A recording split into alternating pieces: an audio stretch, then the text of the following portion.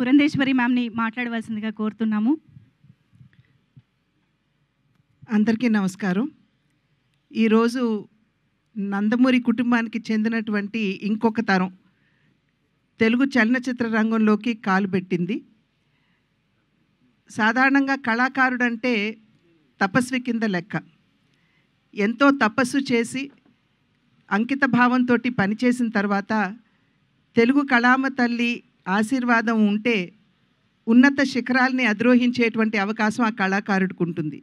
ఆ కళ ఏదైనా కావచ్చు, నటన కావచ్చు, సంగీతం కావచ్చు, నృత్యం కావచ్చు, శిల్పకళ కావచ్చు, చిత్రలేఖనం కావచ్చు, ఏదైనా సరే. మా తరానికి ముందు తరం నందమూరి తారక రామారావు గారు. నిజంగా ఆయన ఒక కళా తపస్వి.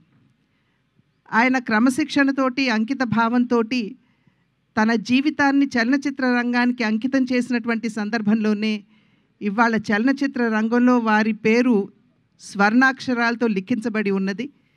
తెలుగు చలనచిత్రం ఉన్నంత వరకు వారు చిరస్మరణీయులు అనేటువంటి విషయం మనం అందరం గుర్తించవలసినటువంటి అంశం.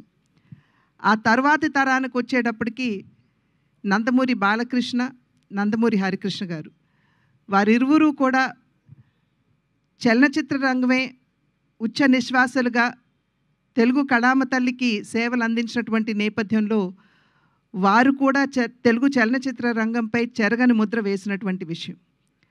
ఆ తరువాతి తరం నందమూరి కళ్యాణరామ్, నందమూరి తారక రామారావు వారు కూడా అంకిత భావంతో పనిచేసినటువంటి సందర్భంలో వారు కూడా చలనచిత్ర రంగంలో తమ ఉనికిని చాటుకున్నటువంటి విషయం మనందరికీ తెలుసు.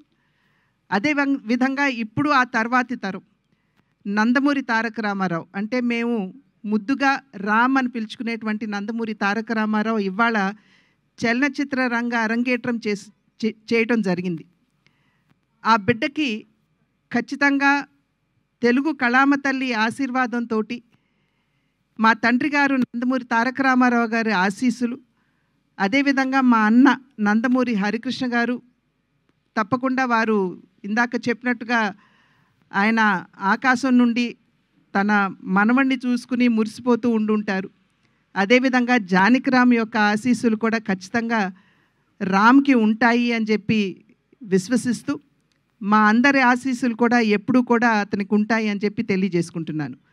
అదేవిధంగా వైవిఎస్ చౌదరి గారు, ఆంజనేయుడి హృదయంలో రాముడు ఏ విధంగా కొలువు తీరి ఉంటారో వైవిఎస్ చౌదరి గారి హృదయంలో స్మృతిలో నందమూరి తారక రామారావు గారు కొలువు తీరి ఉంటారు. ఆ నందమూరి తారక రామారావు గారి పట్ల వారికి ఉన్నటువంటి పూజ్యభావాన్ని తెలియజేసుకుంటూనే ఎన్టీఆర్ అనేటువంటి బ్యానర్ తోటి, అంటే న్యూ టాలెంట్ రోర్స్ అనేటువంటి బ్యానర్ తోటి వారు ముందుకు రావడం, దానిలో నందమూరి తారక రామారావు అంటే రామ్ని వారు పరిచయం చేయడం, ఈ కార్యక్రమానికి వెన్నంటి తన సహకారాన్ని అందిస్తున్నటువంటి యలమంచి గీత గారికి కూడా నా యొక్క అభినందనలు తెలియజేసుకుంటూ, శుభాకాంక్షలు తెలియజేసుకుంటూ, ఖచ్చితంగా ఈ సినిమా అద్భుతంగా రాణించాలి అని చెప్పి ఆ భగవంతుడిని ప్రార్థిస్తూ రామ్కి మా ఆశీస్సులు ఎల్లప్పుడూ ఉంటాయి అని చెప్పి తెలియజేసుకుంటున్నాను.